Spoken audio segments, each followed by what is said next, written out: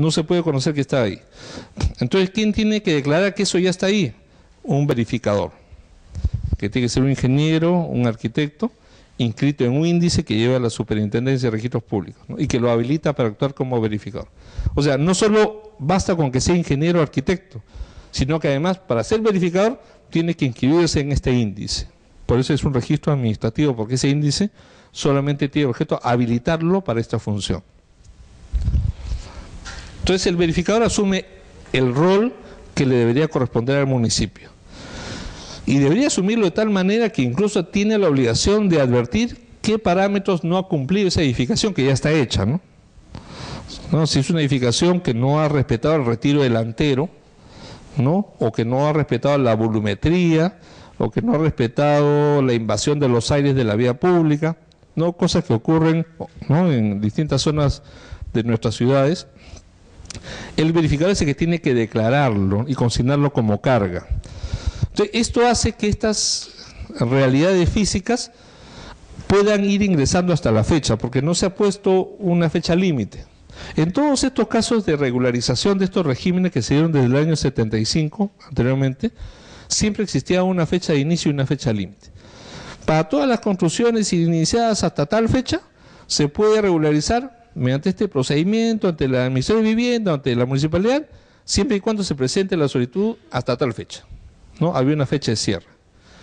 En el caso de la 27157 no se ha puesto cierre. Lo único que se ha puesto como condición que sean construcciones ejecutadas máximo hasta la fecha de entrada en vigencia de la norma, que es 20 de julio del año, la norma entró en vigencia el 21 de julio.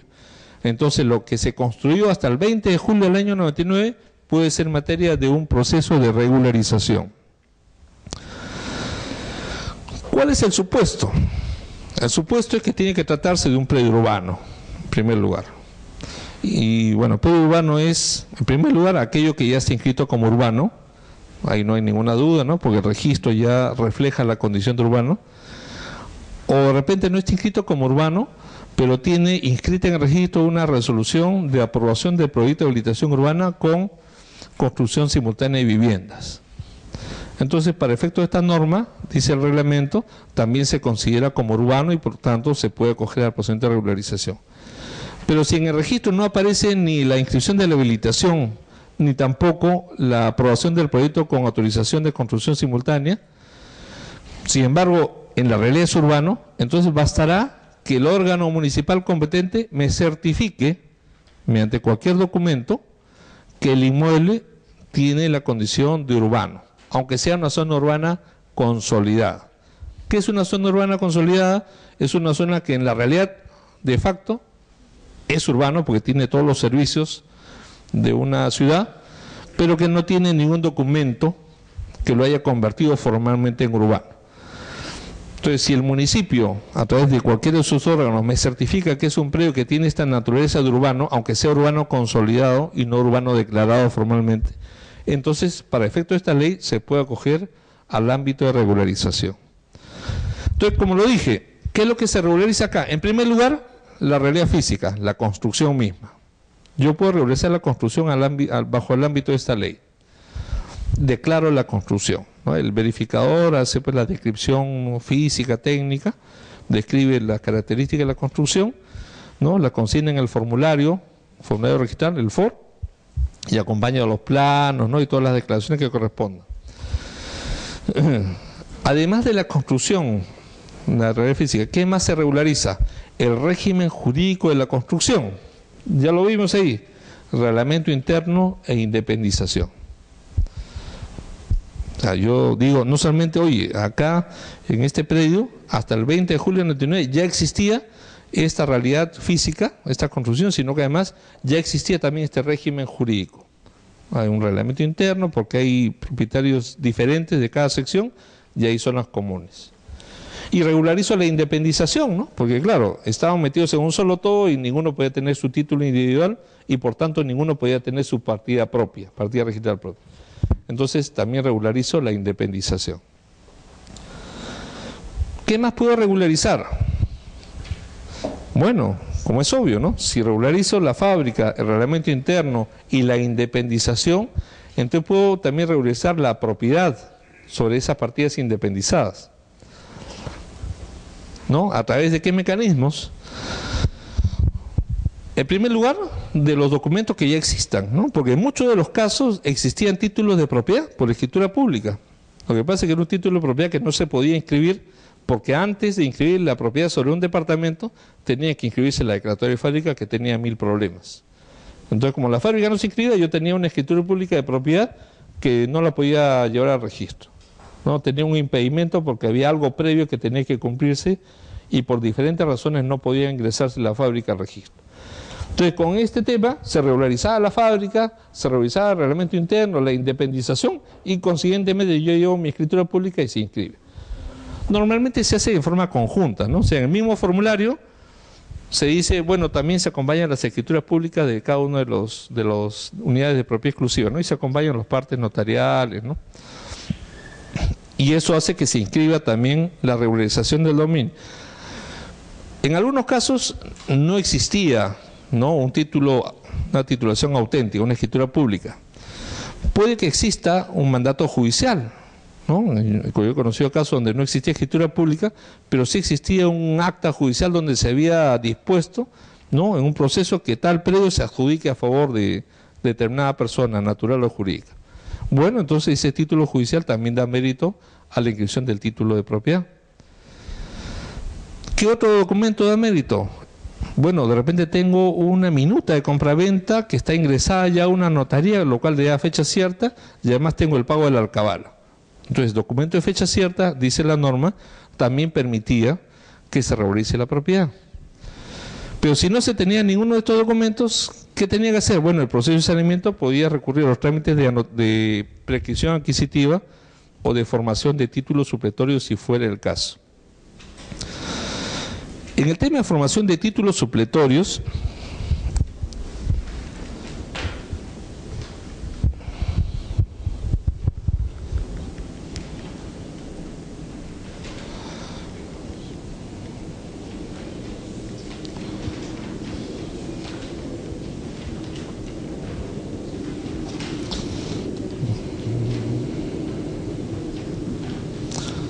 a ver,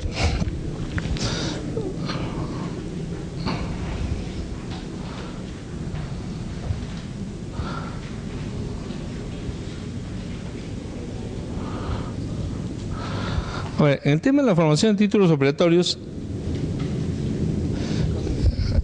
el antiguo Código de Procedimientos Civiles acogió esta figura, como su nombre lo indica, para formar a través de un trámite judicial un documento que sustituya o que supla al título originario que se destruyó, ¿no?, o que no se tenía físicamente en poder del interesado. Entonces, cuando alguien decía, bueno, yo soy el propietario, tengo derecho de propiedad sobre esto, y mi título de propiedad se destruyó o se perdió, pero quiero tener un título que lo sustituya, porque si no, no puedo ingresar mi derecho de propiedad al registro.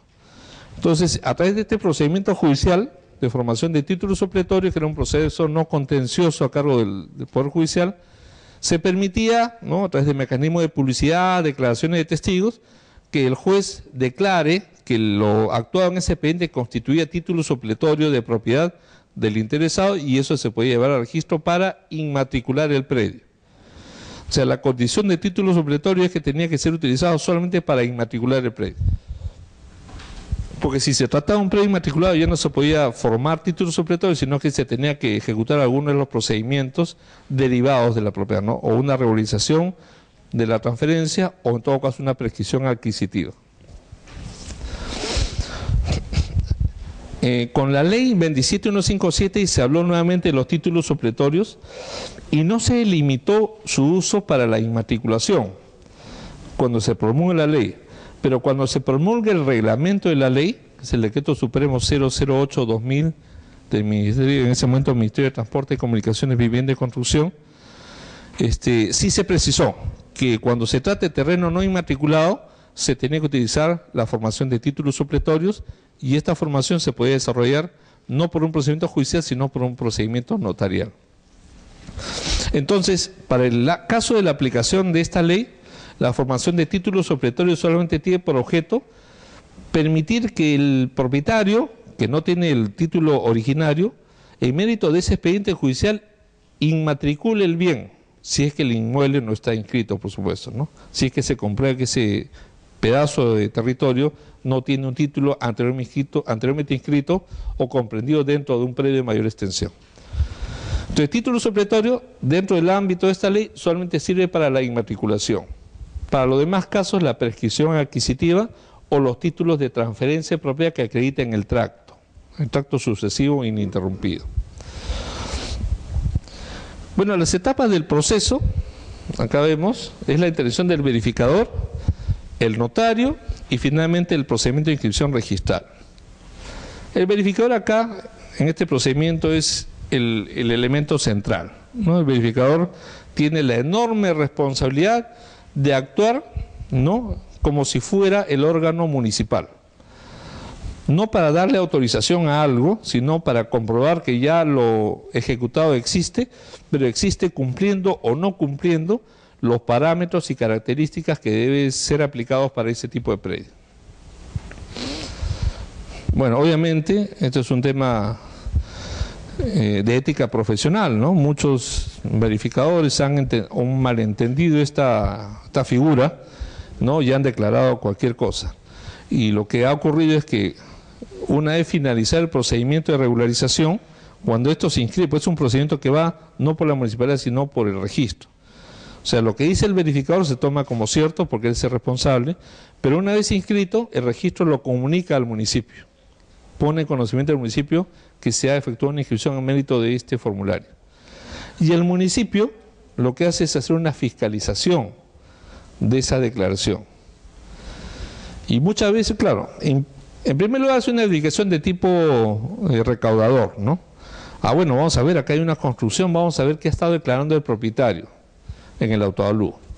De repente ha declarado esa construcción, en cuyo caso se comprueban las áreas declaradas, porque esto determina los valores, ¿no?, del impuesto predial, de arbitrio. Y si encuentra diferencias, entonces se hace una liquidación, una acotación de los tributos no declarados y no pagados. Bueno, por el periodo no prescrito, obviamente, ¿no? O sea, se basta el periodo no prescrito, porque todo lo anterior ya no lo puede cobrar. Pero esta es una primera finalidad de la fiscalización municipal, porque en muchos casos lo que ocurre es que el municipio, como ya ha hecho levantamientos catastrales, ¿no?, cartográficos, tiene pues información aerofotográfica de todo su distrito, en muchos casos tienen información documentada de que a la fecha, porque estamos hablando de construcciones que se han tenido que ejecutar hasta julio del año 99. Entonces, si el municipio tiene información documentada de esa fecha, en la que pueden comprobar, ¿no?, objetivamente, que esa construcción no existía, y el verificador dijo que sí se ejecutó en esa fecha, entonces lo que hacen los municipios es denunciar al verificador, pues una falsa declaración. Entonces, más allá del tema administrativo, funcional, hay un tema penal, ¿no? Una declaración falsa que tiene una consecuencia jurídica. Entonces, lo que hacen los municipios es primero denunciarlo ante la Superintendencia de Registros Públicos para que cancelen su inscripción en el índice de verificadores, y además una denuncia penal ante el Ministerio Público para que se analice pues su responsabilidad por la falsa declaración. Entonces, el tema de la intervención, la actuación del verificador es un tema de mucha responsabilidad profesional. Pero en todo caso, tratándose de un tema de responsabilidad profesional, no es el registro el que debe calificar esos aspectos técnicos, ¿no? Como es el verificador el responsable, si el verificador dice que se ejecutó hasta tal fecha, el registro no tiene forma de saber si eso es verdad o no, toma como cierta la declaración. El registro no tiene cómo saber si existen esas construcciones, ¿no? Porque el verificador es responsable de que exista correspondencia entre los planos que presenta y la realidad que ha verificado, ¿no? ¿Qué hace el verificador? Verifica físicamente la edificación, organiza los documentos que van como anexo al formulario, emite el informe técnico de verificación. El informe técnico es donde el verificador dice si hay cargas técnicas, o sea, si hay transgresiones a los parámetros urbanísticos, o si no los hay. Declara la correspondencia de los planos con la realidad física y además, de ser el caso, comunica a las entidades rectoras cuando considera que es necesario un informe técnico de verificación ad hoc, O sea, cuando es necesario un informe del Ministerio de Cultura, ¿no? Por temas arqueológicos, del Cuerpo General de Bomberos, ¿no? Por la zona de riesgo, de INDECI, en fin, ¿no? Cuando considera que es necesario que un verificador intervenga por su especialidad, lo comunica. Pero lo comunica nomás, ¿eh? Simplemente no impide que él presente el título de regularización. Estas son las entidades de verificación ad hoc, ¿no? Ministerio de Cultura, Ministerio de Ambiente, que antes era el INRENA, Cuerpo General de Bomberos Voluntarios, INDECI y Ministerio de Defensa en la zona de frontera.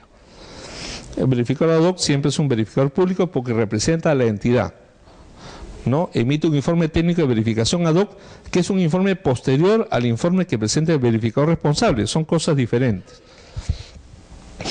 Y además se presenta registro dentro de los 60 días de comunicación, de haberse cruzado la comunicación al verificador ad hoc.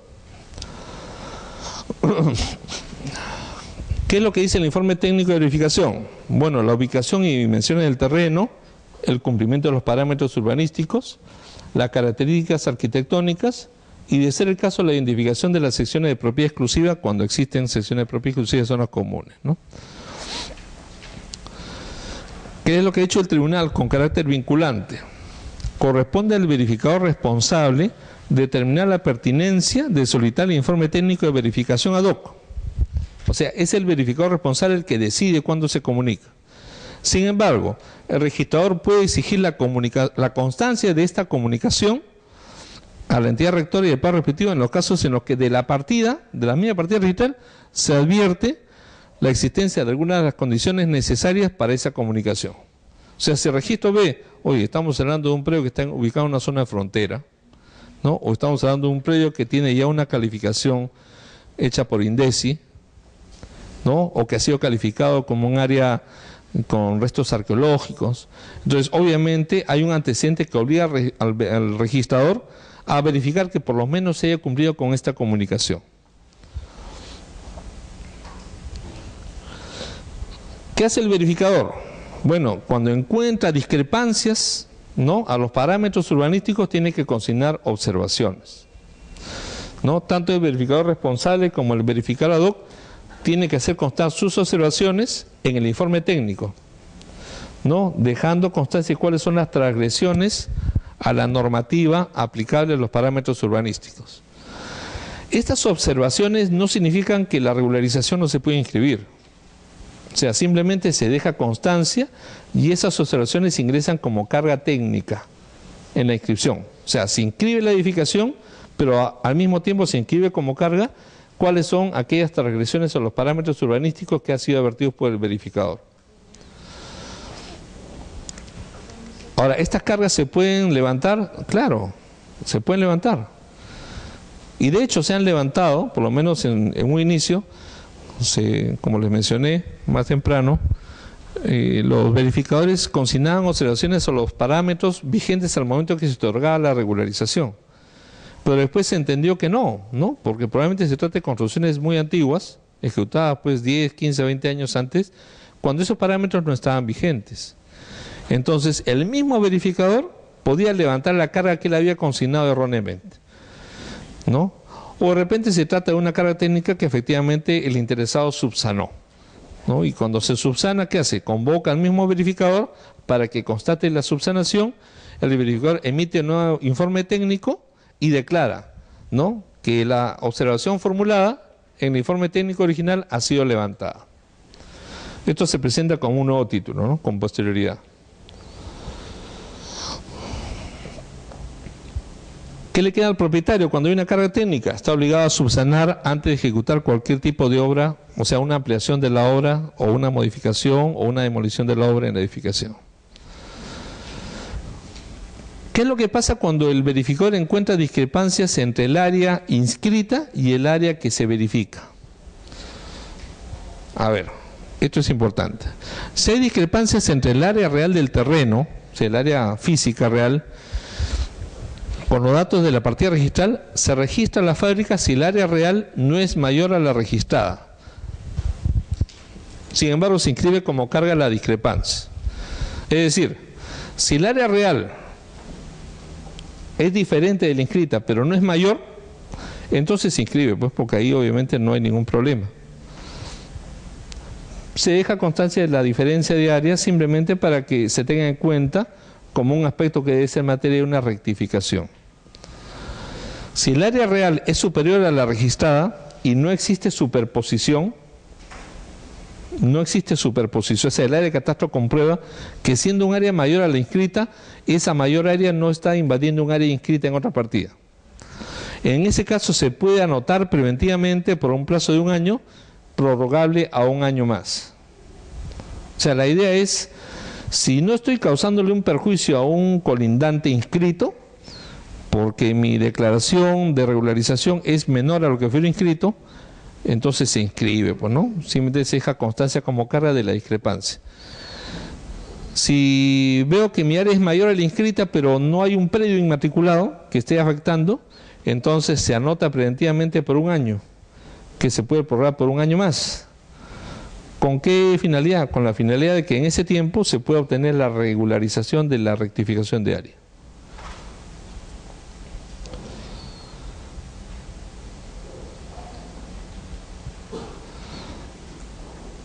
Las cargas técnicas, como lo dije, ¿no?, se subsanan con un nuevo informe técnico con firmas certificadas por el notario que acredite la subsanación de las observaciones. Si es necesario, para acreditar esta subsanación se acompañan los planos replanteados.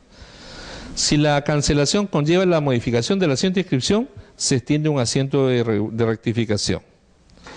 Sin embargo, cuando existen cargas relativas a la discrepancia de áreas, linderos o medidas perimétricas, esto no se puede levantar si no es mediante los procedimientos de rectificación de áreas que están previstos en la ley, ¿no?, ya sea por el procedimiento de rectificación, el artículo 13 de la ley 27333, o por los procedimientos de saneamiento catastral registral que hemos analizado anteriormente.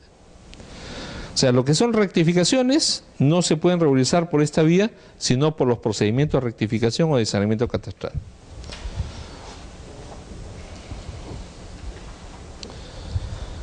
El Tribunal Registral estableció este criterio vinculante.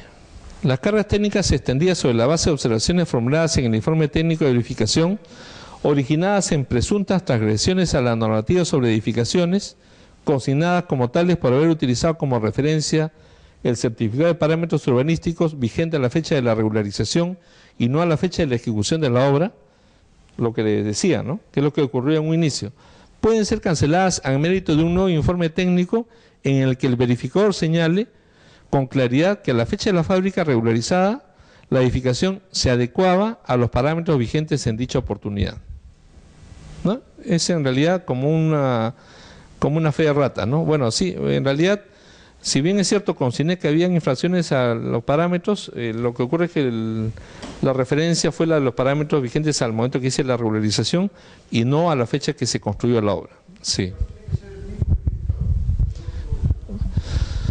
Bueno, en principio sí, pero no necesariamente, ¿no? O sea, digamos que cualquier verificador puede hacer este tipo de declaración. Pero lo ideal es que sea el mismo, obviamente, porque es una rectificación de lo que él declaró. Bueno, ya hemos visto el tema de la responsabilidad. Hay una responsabilidad profesional por la declaración de veracidad, por la correspondencia con los planos. El verificador es un constatador, ¿no? No asume responsabilidad por la obra. O sea, él no es el constructor. En consecuencia, no asume la responsabilidad del constructor. Hay un marco disciplinario, ¿no? Administrativamente, la superintendencia ejerce esta labor de disciplina. Se determina si hay faltas leves, si hay faltas graves. Si hay faltas leves, dependiendo de la declaración incorrecta, ¿no? Si se verifica que ha incurrido en una transgresión, puede ser sujeto a una medida disciplinaria. Suspensión temporal de 15 días hasta 6 meses, si son faltas leves que pueden ser reiteradas, y la cancelación del registro de verificador cuando se trate de faltas graves o cuando se trate de la tercera falta leve. O sea, si es reincidente por tercera vez en una falta leve, se cancela su inscripción. No, bueno, estas sanciones tienen que ver solamente con su habilitación para actuar como verificadores, no tiene que ver con su inhabilitación para ser profesionales. O sea, el verificador sigue siendo ingeniero arquitecto y la existencia de una sanción administrativa solamente tiene incidencia respecto de su actuación como verificador. O sea, no implica una suspensión en el ejercicio profesional. Salvando la distancia y a modo de que me aclare un poquito, hay un proceso de mejor derecho de propiedad. No es predio urbano, pero ya tiene las condiciones.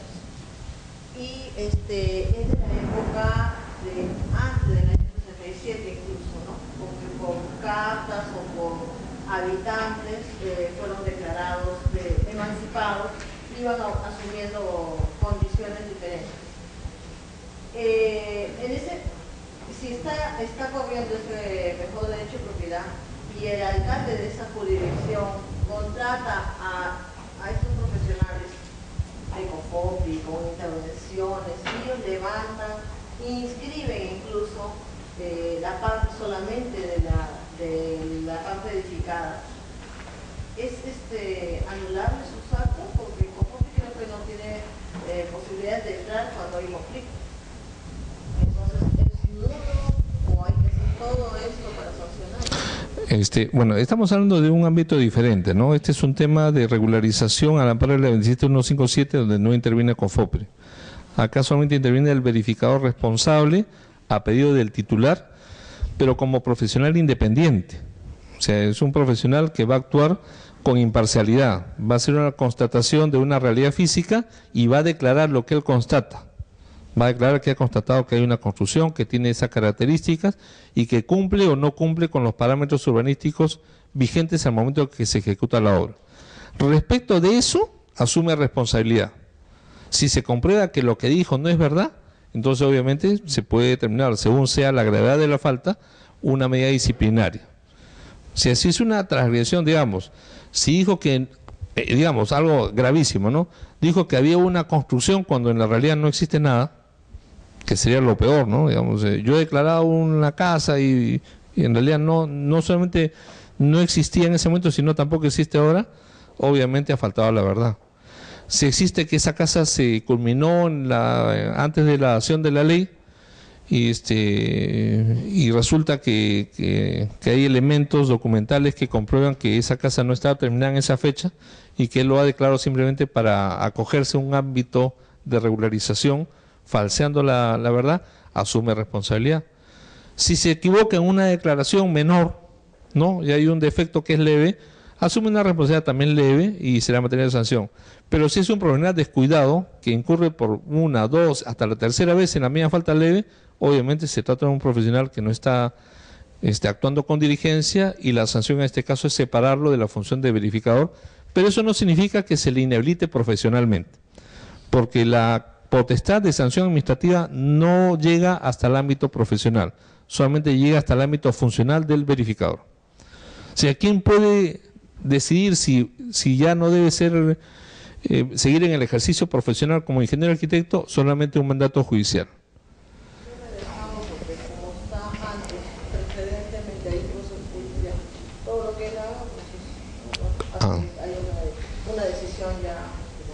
Claro, es que siempre el Poder Judicial tiene la potestad de declarar la nulidad de un acto. O sea, si se comprueba objetivamente que hay una declaración que no concuerda con la realidad, el juez siempre va a poder declarar la invalidez del acto.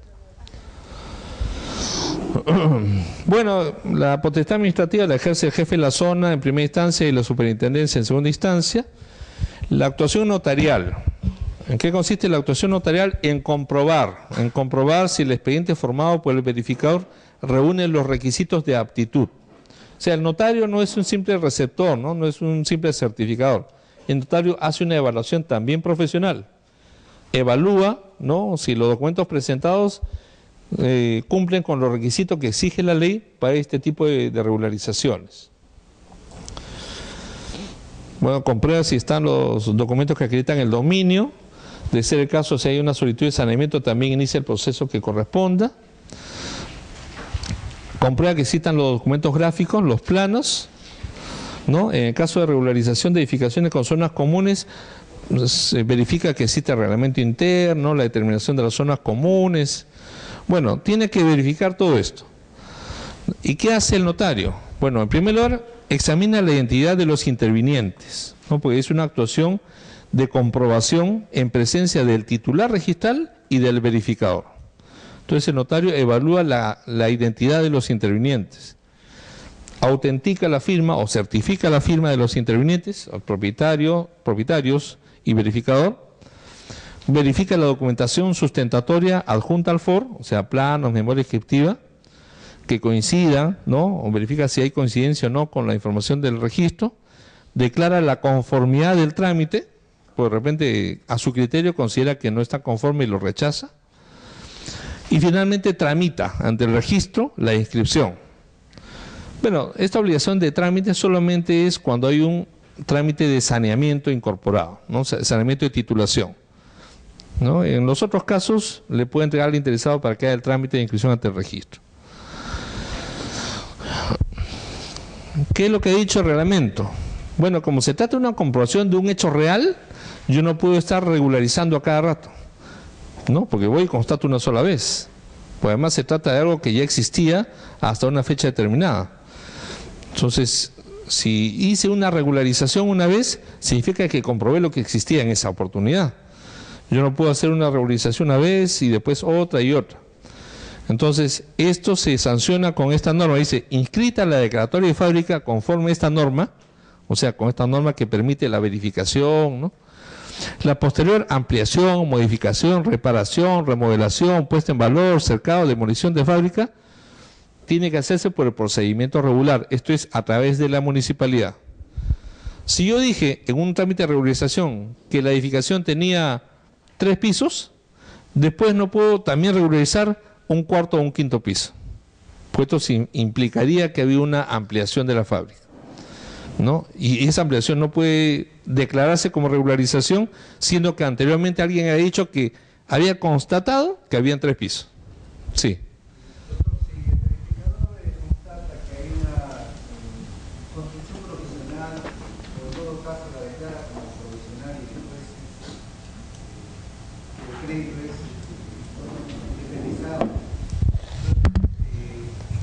También podría hacerlo en base a la función que le corresponde y no estaría incluido en ningún, me parece. Porque si es una función provisional, obviamente, que va a ser medida, ¿no? Y hacerse una venta, una subdivisión de lote, obviamente que va a ser provisional. A ver, para entender este tema, si yo me acojo al ámbito de esta norma, voy a poder regularizar aquello que ya existía hasta antes del 20 de julio del año 99.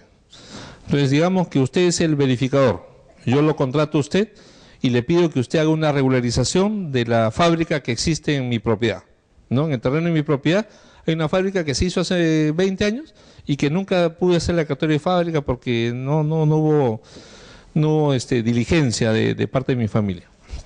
Entonces usted, año 2013, digamos, julio del 2013, va y hace una constatación y comprueba mediante documentos, a toda luz, que esa fábrica ya había venido siendo declarada como tal ante la municipalidad. O sea que usted tiene la convicción de que esa fábrica ya existía en el año 99.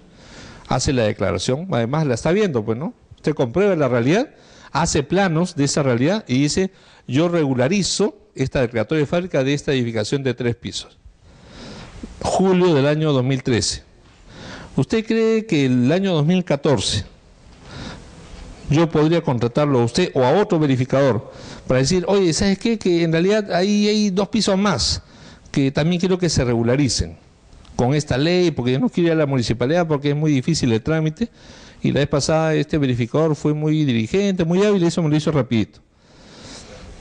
Claro, porque obviamente había una contradicción, porque usted en julio del 2013 dijo que había comprobado que existía una edificación de 3 pisos, y su declaración ya entraría en controversia con la posterior declaración suya o de otra persona que diga, no, pero hay 2 pisos más. Como si ya una persona verificó y declaró que existían 3 pisos, ¿no? ¿Cómo es que ahora aparece una segunda declaración diciendo que también hay 2 pisos más?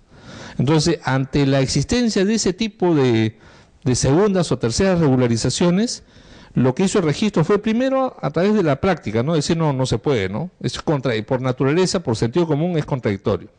No se puede. Pero esta prohibición ya se ha incorporado como norma en el reglamento. Esta 11ª disposición transitoria del reglamento de inscripción de registro de predios dice expresamente que no es posible efectuar segundas regularizaciones al amparo de esta ley. O sea, si yo me olvidé, digamos, ¿no?, en el mejor de los casos, si yo me olvidé de declarar un cuarto o quinto piso, lamentablemente ya no puedo cogerme este ámbito, sino ir por la municipalidad y pedir que se regularice esa construcción, ¿no? Y si no me olvidé, sino que he construido después, con mayor razón, ¿no? Porque lo que tengo que hacer ante una construcción ejecutada con posterioridad al 20 de julio es regularizar, pero ya no bajo el ámbito de esta ley, sino bajo el ámbito de las autorizaciones municipales.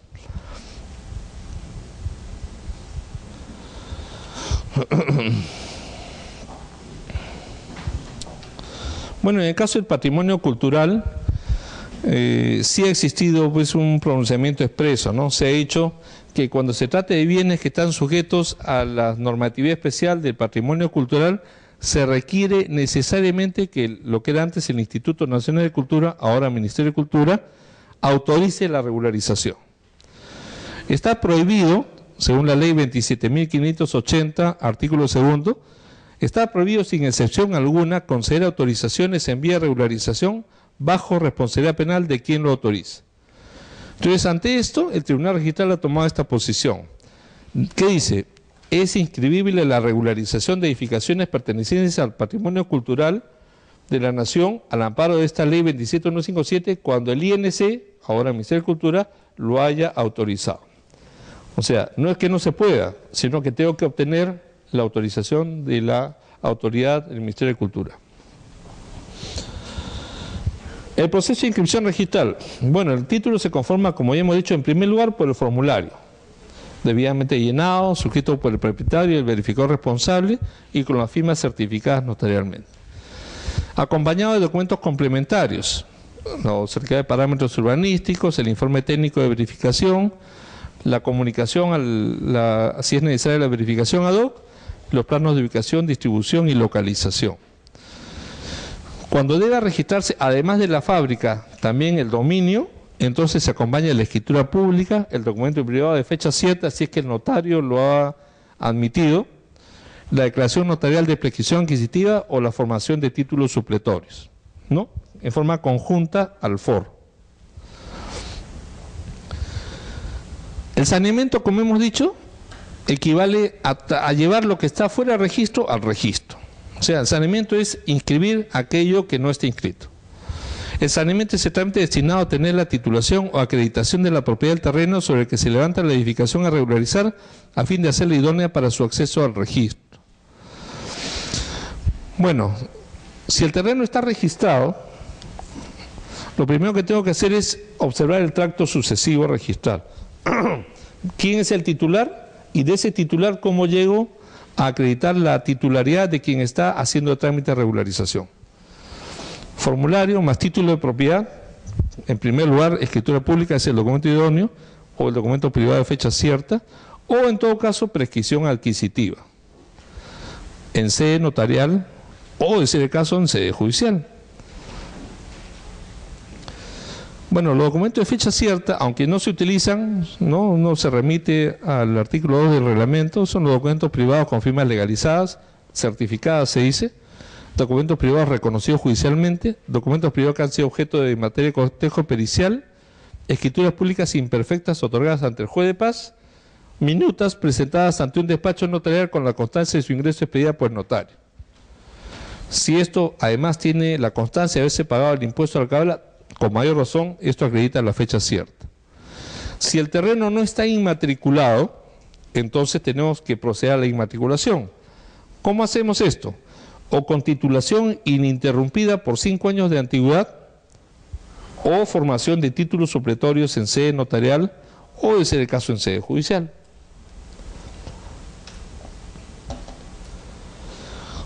Además, ¿qué más se puede incluir en la regularización? Lo vimos más temprano. Acumulación y subdivisión. O sea, si para regularizar la fábrica o la titulación vemos que es necesario también regularizar el fraccionamiento, entonces incluimos la independización o subdivisión, ¿no?, como un dato más dentro del formulario, y acompañamos los planos de esa subdivisión.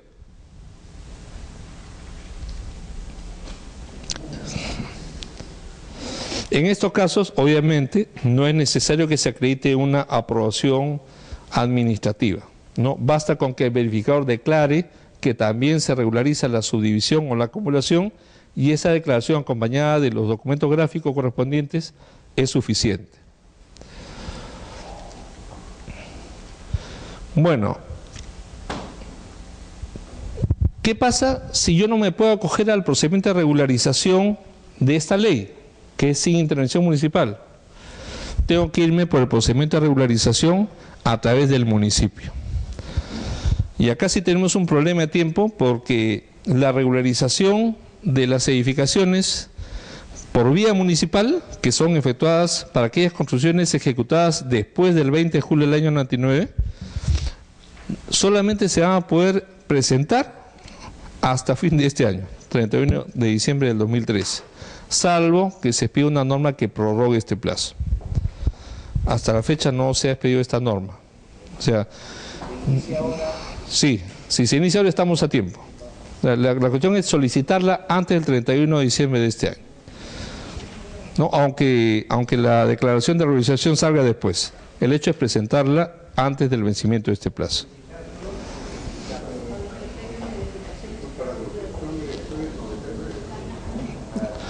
Claro, lo ejecutado antes del 99 lo puede regularizar a través del FOR, con todo este esquema que hemos analizado.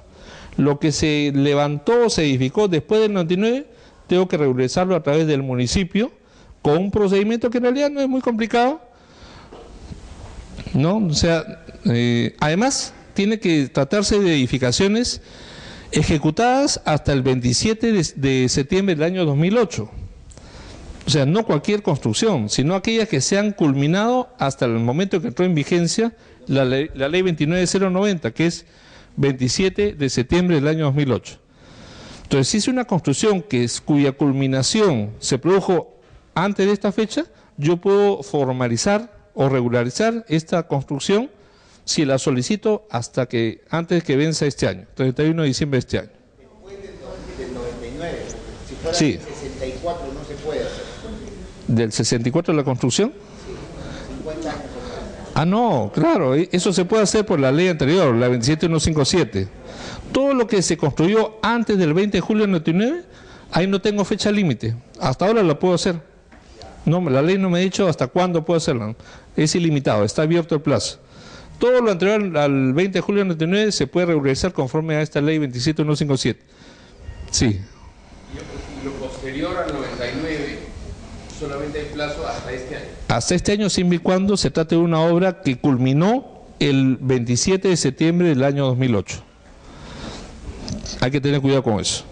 Si la obra culminó después de esa fecha, yo ya no puedo regularizar bajo este trámite. Me la van a rechazar. Pero si hay otro trámite para regular.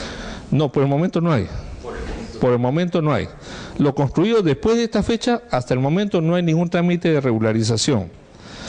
Los municipios otorgan amnistías, o sea, existen ya campañas individuales de cada gobierno local. Pero a nivel legal no existe una norma que me permita hasta el momento regularizar construcciones ejecutadas después del 27 de septiembre del año 2008. Hay que tener cuidado con eso. Bueno, esto tiene como característica que se tramita ante el municipio. Yo voy al municipio y le digo, bueno, he construido esto, esta construcción terminó antes del 27 de septiembre de 2008 y quiero regularizar. Entonces, ¿qué hace el municipio? Verifica, ¿no? Lo que hace el verificador. Verifica que se cumpla o no se cumplan los parámetros, me genera una liquidación, una multa, que es equivalente al 10% del valor de la obra, ¿no? Como un pago que se hace al gobierno local, y me tiene que aprobar o desaprobar. Y si no me responde, se aplica el silencio administrativo positivo. Ahí sí ya no existe carga técnica. No. Ahí existe aprobación o desaprobación. No, la carga técnica es una figura que solamente rige para la ley 27157. En este caso, la municipalidad aprueba o deniega la solicitud de regularización. ¿Cómo se sustenta la regularización en este caso? Con una resolución municipal, un acto resolutivo que aprueba la regularización. Se acompañan los planos de localización, de ubicación, de arquitectura firmados por un profesional constatador. Lamentablemente no hemos podido desarrollar los demás temas, el tema ha sido bastante extenso. Yo he alcanzado, creo que se ha entregado a los participantes el material. ¿Se va a entregar o ya se entregó? Sí, ya se entregó, ya. Yo estoy a disposición de ustedes, por favor, con todo gusto. Yo quisiera que voy a anotar mi correo.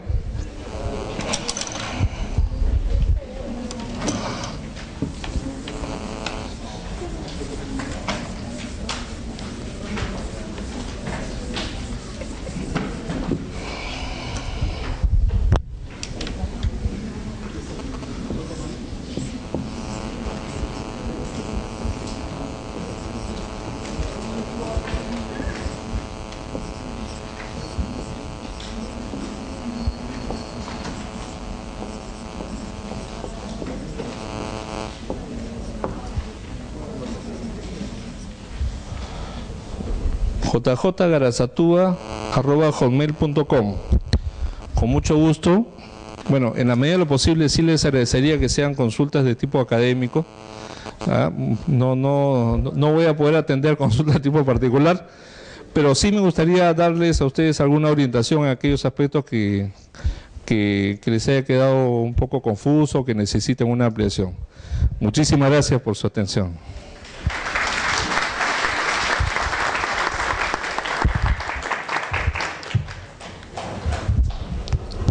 Se les agradece su participación. También se les comunica a todos los alumnos virtuales y a todos los alumnos presenciales que se le enviará a su correo un link en la cual ustedes podrán descargarlo, los videos y los audios para poder escuchar. También en la parte de acá se le está dejando volantes para los que están interesados en los diplomados a una tarifa especial. Voy a hacer la entrega de los certificados. Alarcón Andía, Alarcón Rangel Teófilo, disculpe. Alarcón Butrón. Alarcón Butrón.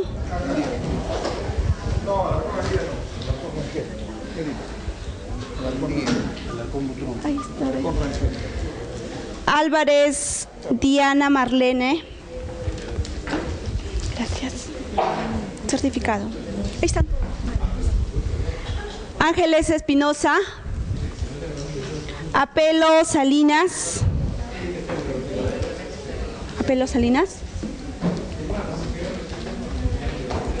Arana Tamayo,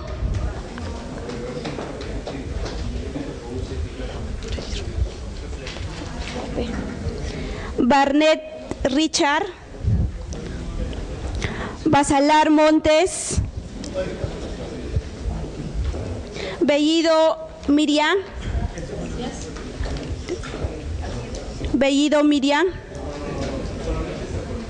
Cabanillas Matos,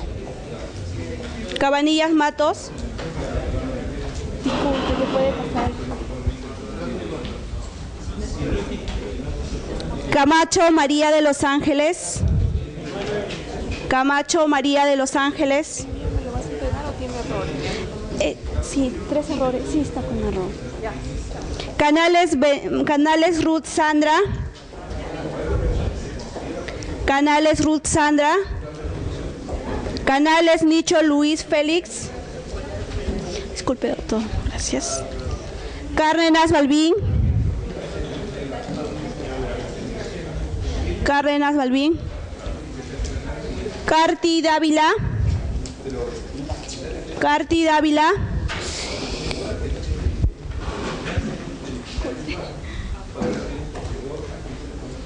Disculpe, lo voy a poner acá nomás para terminar rápido. Collantes Rocío.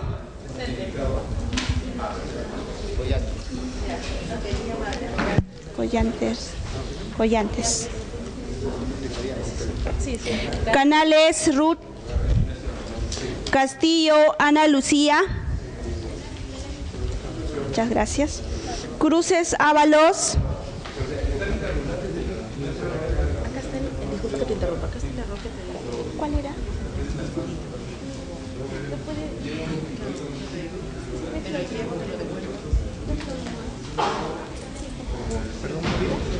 Pero Lo pongo acá. Del Rosario, sí.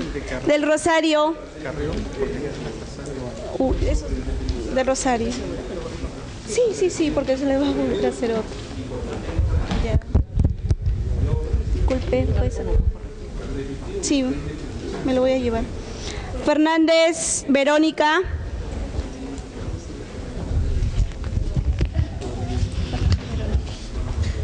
Gracias. Flores Vivas. Flores Vivas. Flores Zúñiga. Flores Zúñiga.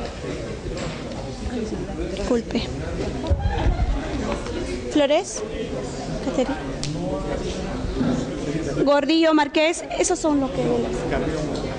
Carrión. Frutito, me tiene que esperar, por favor. Gordillo Márquez. Disculpe. Guerrero Dante. Guerrero Dante. Gracias. Ya, gracias. Hinojosa Karina.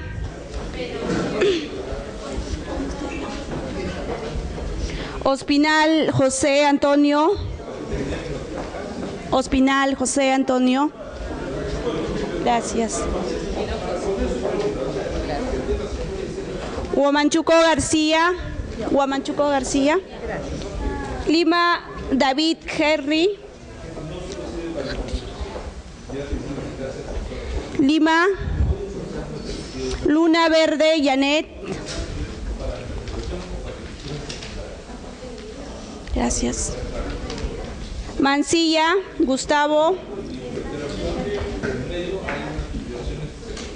Mancilla Gustavo. ¿Está?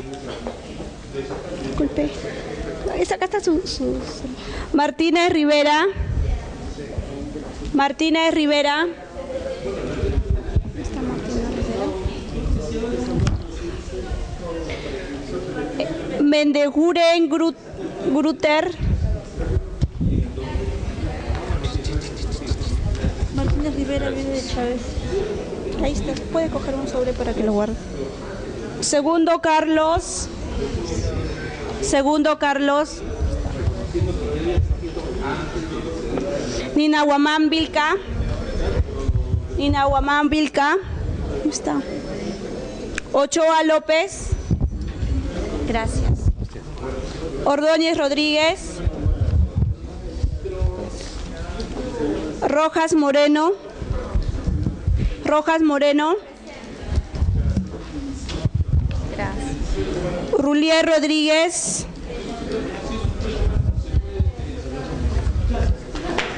Salazar López.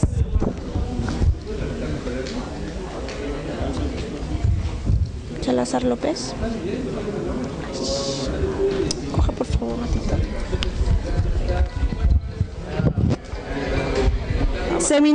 Seminario, eso sería todo. Seminario. ¿Me va a dar Gracias. Soto Tintaya. Soto. Ya, le voy a entregar otro. Por favor, corríjalo con lapicero y la próxima. Soto Tintaya. Soto Tintaya. Valdivieso del Carpio. Valdivieso del Carpio. Gracias. Vargas Hidalgo. Una consulta, a mi jefe ha hecho la cosa por virtual. ¿Me llevo yo su certificado? ¿Ha firmado?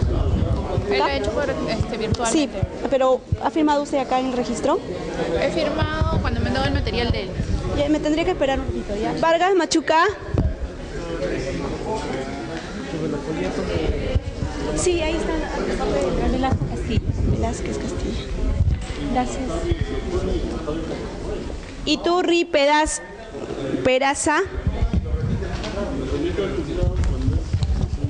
Sería. Gracias. ¿No le he pegado a usted? Mío tampoco. ¿Perdón? Ya. El próximo sábado le pegó. ¿Ya? ¿Mejor? Por eso le pasé la lista para que...